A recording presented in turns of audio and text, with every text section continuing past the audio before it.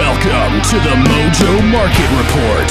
Here's your hosts, Dave Sturcio and Chris Gucci.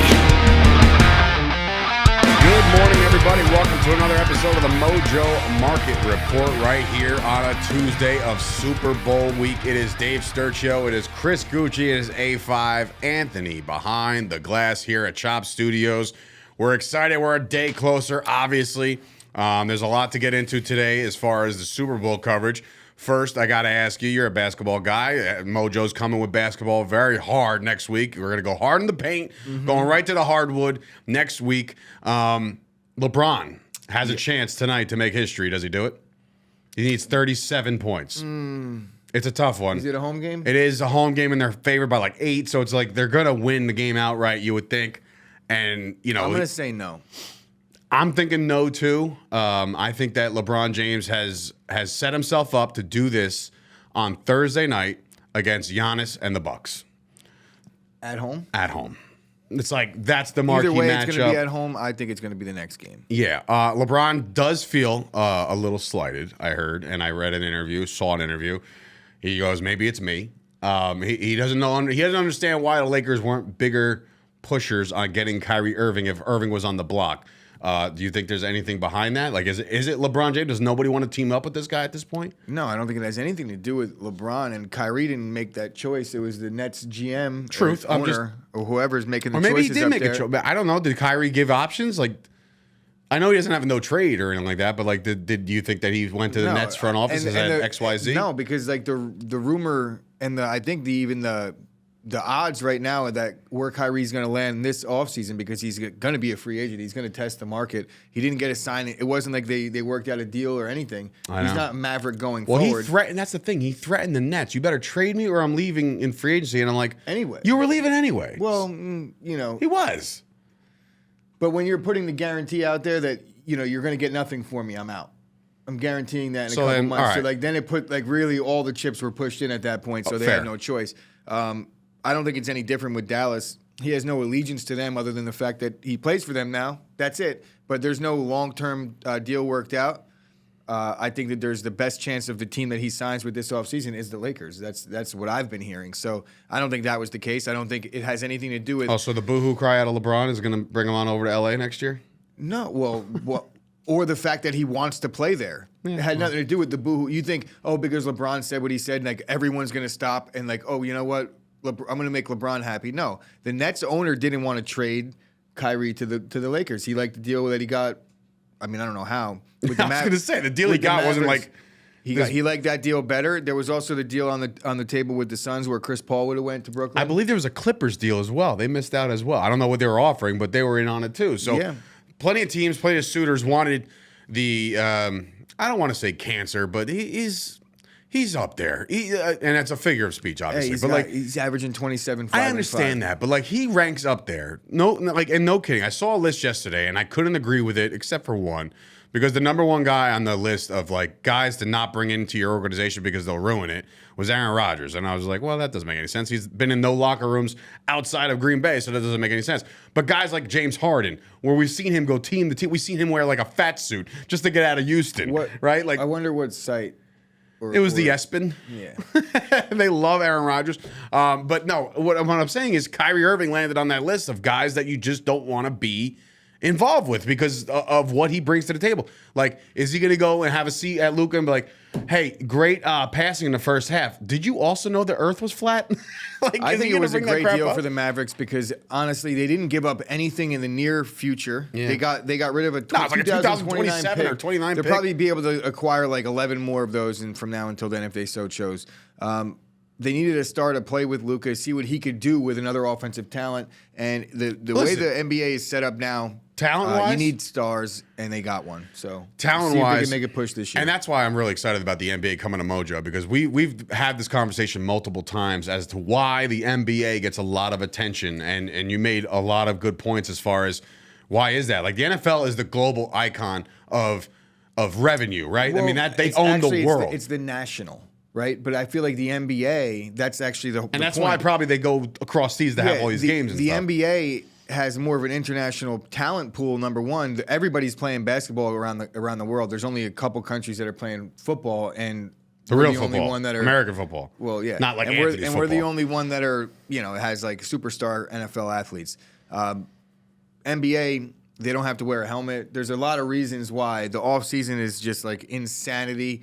They have a lot of things, the trades, it's a star driven league. Whereas in the NFL, it's definitely more team driven. Like you're a fan of the team first. I don't care about one NBA team. I have allegiance to like 10. And it's because like my favorite players played for them. That's why. Who's your favorite player right now?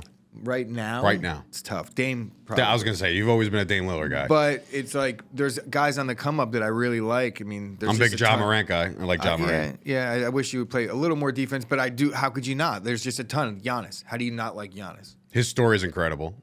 So Luka. a lot of NBA stuff to get into. Obviously, I love Russ. Everybody hates Russ. I love him. Kidding me? me? I like Russ. I like think he guys that catches play a bad that, rap with over that, there. with that type of attitude. He's not like the best player for a team, as we were talking about. He's not going to necessarily get you W's, but plays defense. A lot of NBA stuff coming your way here on the Mojo Market Report, so we're excited about that. Last night, the NFL kicked off their media, right? Their radio row, and a lot of interviewers to be had. A lot of the same speak you hear, but there's a lot of things that actually went on behind the scenes as well with other teams. But to focus in on the Chiefs and the Eagles, there were a couple things. I didn't know this, and now I do know this. When Andy Reid was brought on as the head coach of the Kansas City Chiefs, he fired Sirianni. Like, he let him go. Like, he was on the staff, and he was like, yeah, we're good without this guy. So Yeah, but there's a slight there, and there is a little chip on the shoulder, according to Sirianni. So I think that there's more. I don't know. What did Sirianni say about it? no, he just said there's a little chip on my shoulder, but things have simmered down. I don't really care about it. But I don't like, even think that was the way it went down. I'm sure he didn't come in and say, this guy stinks, No, you're out. I think it was like the entire staff was let go. Well, no, I think Reid came in and made the swooping changes. But it Sweeping was like he changes. just didn't Either keep way. guys. He brought in his own guys, but it wasn't Yeah. like you're fired. No. We'll see. Let's see here. Oh, so a survey was taken, by the way, and I saw this today. Over 50 million adults, legal adults, will be able to place a bet on a Super Bowl or a Super Bowl game or a prop, right? And the total revenue that they're looking at right now is $16 billion. Like, when does that like we're finding new ways to make money on every single game, and now Mojo's come out. And I'm on the fence. So I might actually be. It might be like 16. What is it? 16 billion. Yeah, 16 billion, like 250. I might put like sprinkle 250. 16 in billion. there. So. Oh my God, You know. that's a big number. And I'm on the fence, so it might actually. You're not gonna bet I don't on know if Super they Bowl? factored mine in, so it might actually be 15 billion. So they're just factoring that you 999 would and that you won't. million. Dude, you're betting on a Super Bowl. 900 and. There was a time I had you can't do all that math. 750. Anthony's trying to like pull up the calc. No. There's no way that you don't bet on the Super Bowl. No, I have a lot of box pools. Well, I have box a lot pools of are things one going thing, on. but like, and I mean, box pools are so What do you mean? funny. There's no way. Box I pools definitely are could hilarious not to bet. me. We'll see. Box pools are my favorite thing because obviously it's the one thing you can't control. You get your numbers, blah, blah, blah. But the best part is when you get your numbers, all of a sudden you think you're the smartest guy in the room by reciting scores that could possibly happen. You get if you get like a 4 and a 4, 24-14. Bro, I've taken okay, cool. It never happens, I've though. taken such bad beats on Super Bowl boxes. The Ravens 49er Super Bowl $1,000 box, or either way, $500 invested for me because it was a split. I split the $1,000 box. Took the safety on the punt at the end of the game. Oh my God. That Is that worse than knowing how much money you're about to cash in if they would have just handed the ball off to Marshawn? Sorry, Suresh. Is that? I mean, that our boy Rick, as one of my good friends, like I watched him crumble. Yeah, like all he had to do was hand the ball off, score a touchdown, and he wins. I still think it's worse. So much money. Because there's like that was the score. There was like 8 seconds to go, and it was like they don't have to do this, but it's the football play to do it. They're gonna win no matter what. But I don't know. my head, I watched it all unfold, and it was like everyone was like, "Bro, Slow down. you won," and I was like, "Everyone needs to shut." Well, I'm not gonna make anybody edit this episode, but I Thanks. was like, Appreciate I you. knew it was coming 2 minutes before it even happened. my I said God. they're gonna take a safety here.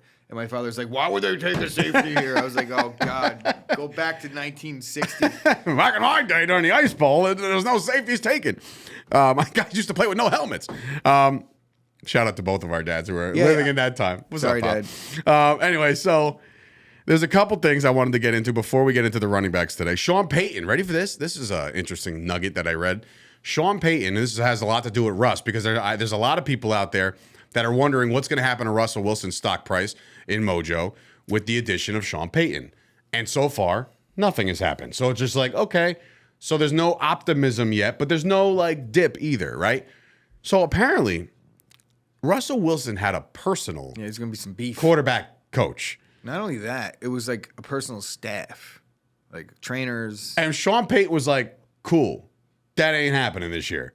Everybody needs to be in the facility. Nobody's going to Zoom call and work on your technique. You know what I'm saying? And I'm for that. That's a very old school mentality. Not only that, I'm with it. I think Sean Payton, I mean, Russ was always in the facility, but he just had his other, like, he was getting people access that shouldn't have had it that weren't necessarily team staffers. Right. So it was it's like, like those guys got to stay at your house, Russ. yeah, sorry, Russ. So they got to stay in your 15th bedroom. Madden ran a simulation. Got the Eagles winning 31-17. Honestly, I feel like that's a solid score. I got the Eagles by. Do you really? Are you starting to lean that way? I mean, yeah, we're on Tuesday here, and I know there's going to be times where we're going to flip-flop a little bit. I think the Eagles are like just a better team, through and through. MVP odds. Hurts and Mahomes are sharing it at plus 135. Kelsey, ready for this? So after Mahomes and Hurts, it's 135. Then it jumps to 1,200, and it goes to Kelsey. And then 1,600, A.J. Brown. 3,000, a guy we're going to talk about today, Miles Sanders. Here's the long shot. Huh? What's Hassan Reddick at? I didn't look. But, I did look, but I didn't write him down. But I will tell you this. There was somebody that I guarantee you, let's just see here as he did put his Anthony on the ball here. Clyde Edwards-Helaire activated for this week's Super Bowl game. He is back. That could be something. I know there wasn't a lot of attention paid on this guy, but let's get into it. Let's get into the Super Bowl running backs right now because there's a lot to discuss. We have obviously graphics to compare the following people because of the fact that they played most recently. We're comparing right now Miles Sanders to a Jerick McKinnon. Now, usually you'll be like, well, what about Pacheco? Hold your thoughts. With Miles Sanders, it's interesting because the dude had an all-world year. His postseason, he's got only 132 yards, right? But he scored twice. Miles Sanders has been a pivotal person on this offensive staff. Look, what are you looking for? A pen? My phone. Oh, it's right there. I had the there it is. Pull open Miles Sanders stock. Do that. I had it open on my phone. That's what I was the Miles Sanders stock is right in front of you. $11.79 right now.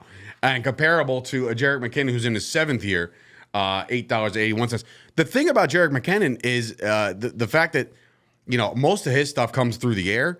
I think he's been a great safety net for Patrick Mahomes this year. I think that continues. And I'm telling you right now, with this Clyde Edwards-Helaire stuff, I understand he hasn't been there or hasn't been a factor in a long time. But there's something to be said. That guy was RB1 heading into this year for a reason. Right? I understand the emergence of Pacheco. He looks great. And obviously McKinnon has been a godsend when it comes to the offense. There's something to be said about a guy who, with Andy Reid's confidence, saying, you're the guy to start the year. And it lasted like 4 or 5 weeks. It did. I mean, I was a fantasy owner. I know. I know this stuff. There's also, you said there was a reason he started as the RB1. There's also several reasons why he's not the RB1 and he was deactivated. I think it's more of the emergence of Pacheco than it is lackluster performances out of Clyde Edwards-Helaire. I know on the last couple games of this season, he was down. Put it this way. He's been in a situation to excel for 2 seasons now, and he hasn't. He's underperformed. He's a first-round pick, all the pedigree in the world, and just honestly, he hasn't lived up to it. Pacheco and McKinnon going into the year was expected to be exactly what he is, but maybe not to the degree that he's been successful, right? But he was never expected to be the guy that's going to carry the ball 20 times a game. He's going to be the change of pace guy, catching balls out of the backfield. The reason why Pacheco is the starter is not only because he's actually playing like a beast and balling out, but Clyde Edwards-Helaire, just like I said, he didn't live up to it. He's like a Dante Foreman, maybe without the injury concerns. But now that he's starting to have them, you could say that too. He's been banged up, But even when he became healthy, he was deactivated. It wasn't like he's been hurt all this time. Like, they haven't even been using him in the very important football games. Like, does it get any more important than the AFC Championship? Well, there is somebody. Mecole Hardman was ruled out, so they needed a roster position to fill. So Mecole Hardman was just ruled out, though. Like, was Edwards-Helaire seeing the field in any weeks before that? No, but they needed somebody to activate, and they had him right there. He's ready to rock. Like, let's do it. Go get him, CEH. So Mecole Hardman's out again? Mm-hmm. From what I read. If Mecole Hardman was playing... It's a hip thing. If Mecole Hardman was playing, then it's probably safe to say that that Edwards-Helaire wouldn't be. Let me just make sure it was Mecole Hardman, because I definitely looked at it today on the Mojo app. He's been banged up, and he just got activated. Yeah, Hardman has been AFC placed on the IR. Yeah, he's out. He was hurt and then got. Wouldn't know that activated without for my the AFC trusty dusty Mojo app, huh? There you go. How you like that? Download the app right now. But anyway, back to the running backs. Miles Sanders. It's the biggest anomaly to me out of anybody on the Mojo market is Miles Sanders. I still think there's an incredible amount of money to be made. Unfortunately, I think I could be wrong now that I'm looking at it or thinking about it, because he just still is like down for the season. Of all things, like I don't like him over there in New York. Yeah, I mean, there's like a bias against Miles Sanders. I feel. I mean, look, he's going to put up the numbers, and that has dictated it. Do you think there's anything to do with the fact that, like, it's a Three's Company, like, too crowded over there? Like, is that why you can't give him all the reps? Because, or maybe, if anything, we've talked about Miles Sanders at length, that this dude might, more than likely may not even be on the Eagles next year. That's my point. It's like you would expect him to be in no better situation than he's in right now. He performed at an extremely high Pro Bowl caliber level all season long, and he's still down for the year. It's like, what does he have to do? Do they really not expect him to go anywhere? It just shows you what the running back market really means. Like, you have to come out of nowhere and kind of excel early in your career. I think, I'm going to look into some of his props, because Miles Sanders, the props may be extremely low in the Mojo market, and that's my way to make money there, because Thursday this week, we're going to go over all the props, offense, defense. There's even some special teams props out there. Some parlays are out there with the Mojo market, so we're adding a whole bunch of fun stuff for the big game. So very excited about that. Now, switching gears to an Isaiah Pacheco, which we've talked about before. You want to talk about a guy who started from nothing as far as his 7th-round draft status. Now he's already over $6 a share. So he's gone up tremendously throughout the course of the year.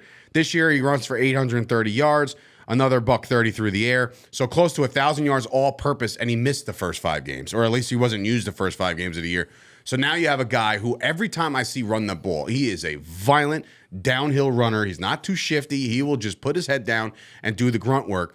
I think he's going to be one of the biggest X factors of this Super Bowl, considering the fact that the Eagles at one point were struggling against the run. I know they added all the guys they needed to add, Sue, Linval Joseph, when they were thin up front. Now the defensive line is like all world. They're the best at rushing the quarterback, at doing their thing. But now I look at this team and I say, well, if they're susceptible to anything, it is the run.